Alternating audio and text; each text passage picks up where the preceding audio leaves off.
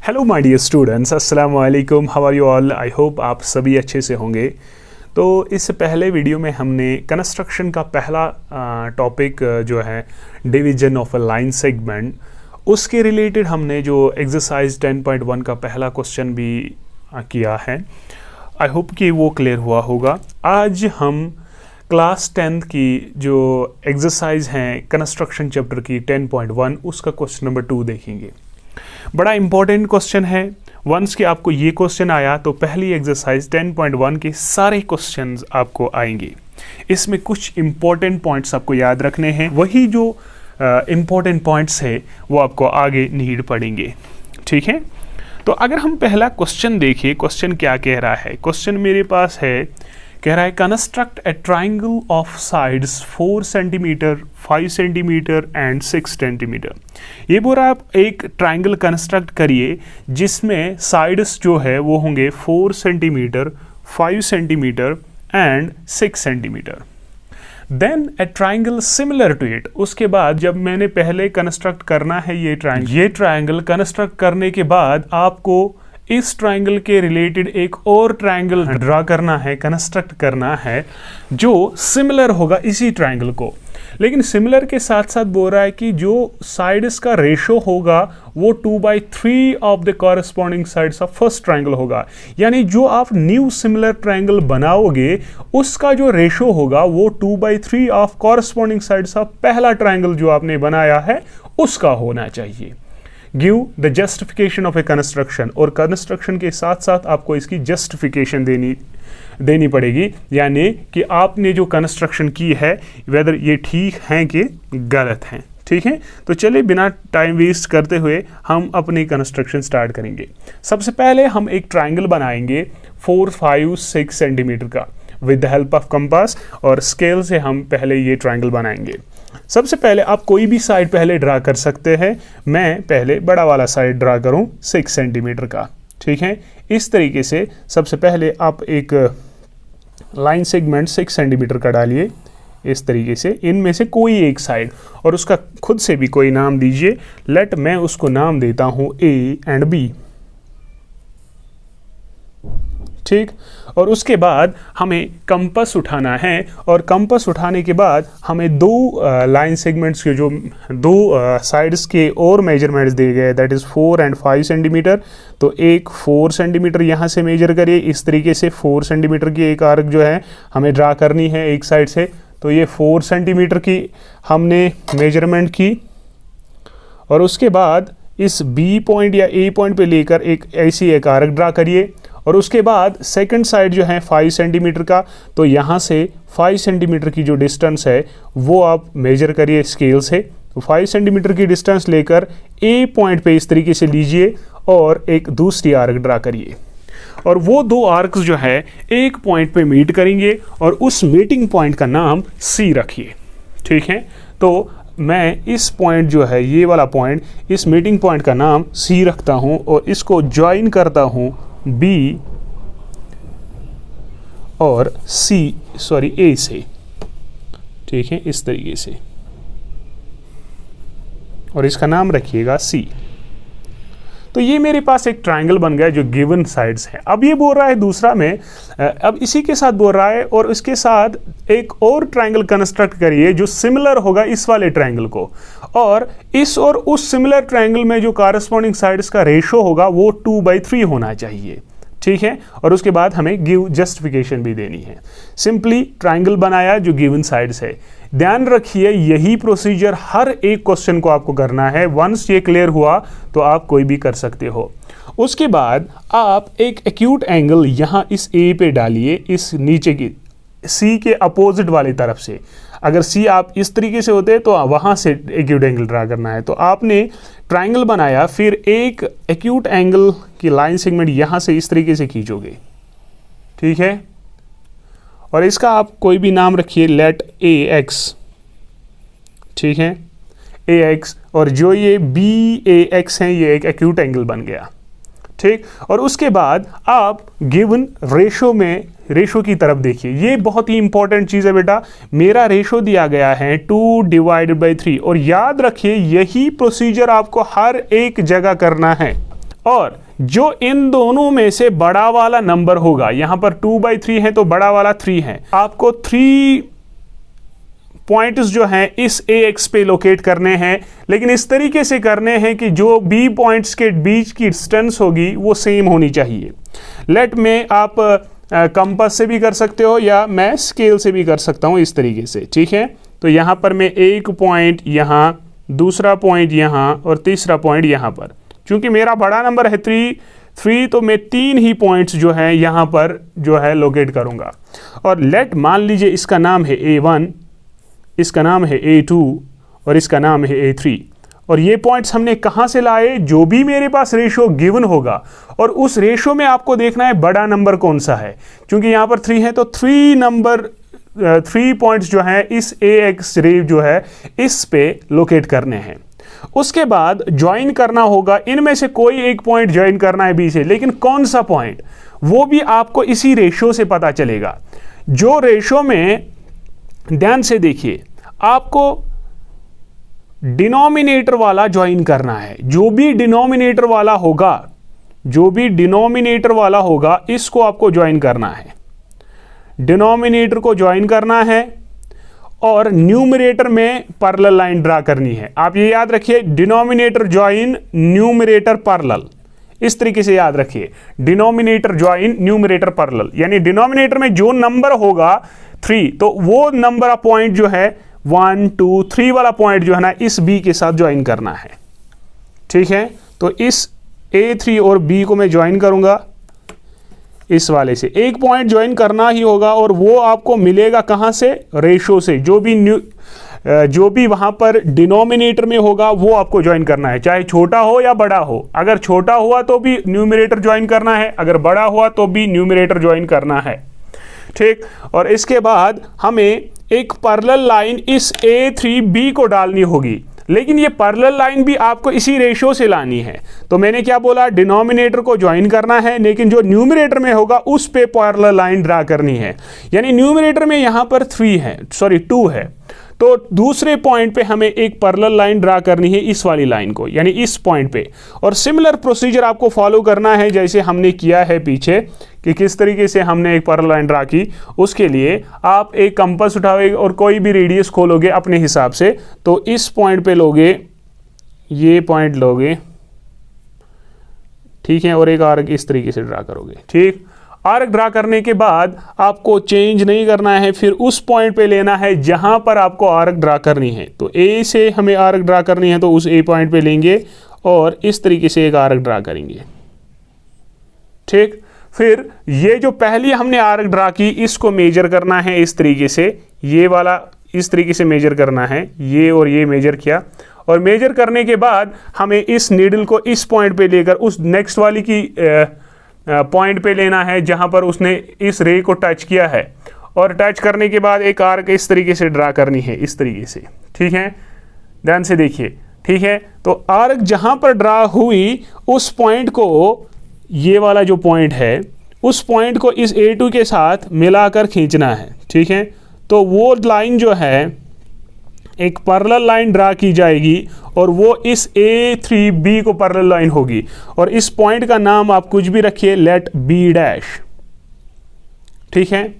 और फिर इसके बाद वाला पॉइंट भी देखिए, आपको इस B' पॉइंट पे एक पैरेलल लाइन इस BC को डालनी है और प्रोसीजर सेम फॉलो करना है। कैसे, ध्यान से देखिए, आप कोई भी रेडियस खोल के B पॉइंट पे लेकर एक आर्क इस तरीके से ड्रा करोगे, ठीक है।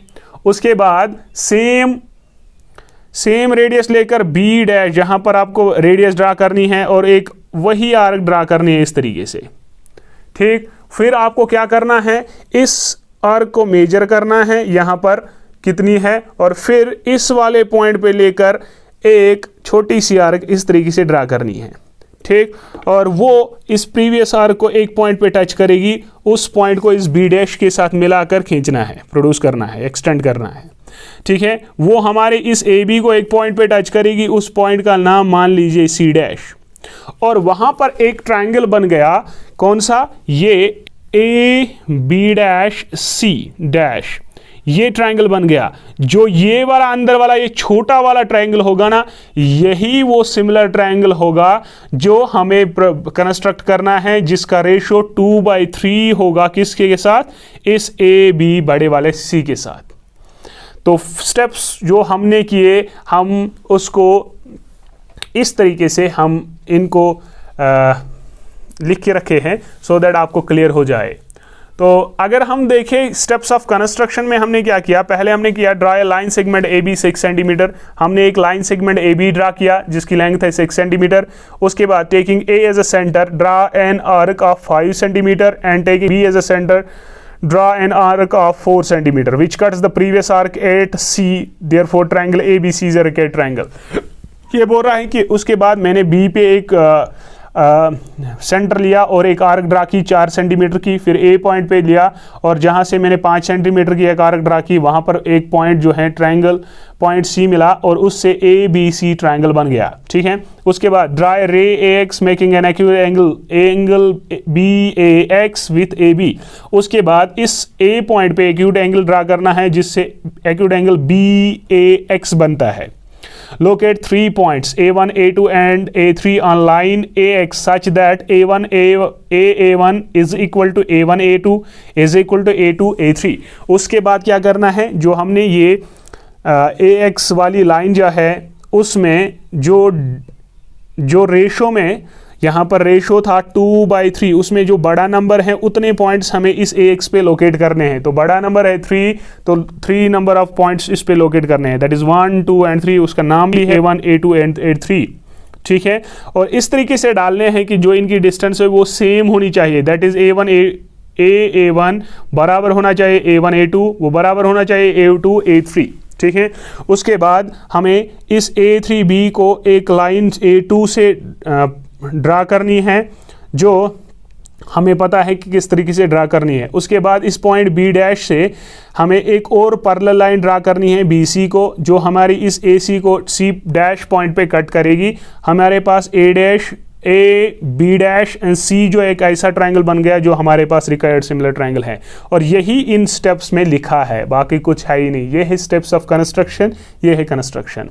लेकिन इसके बाद हमें बोल रहा है give the justification of A construction, और हमें एक कंस्ट्रक्शन की जस्टिफिकेशन भी देनी है। ठीक है, तो अगर हम जस्टिफिकेशन इसकी देखेंगे तो मैंने यहाँ पर लिखा है इन ट्रायंगल ABA3, ये ट्रायंगल ABA3 जिसमें A2B डैश पैरेलल हैं इस A3B को, जैसे हमने कंस्ट्रक्शन की।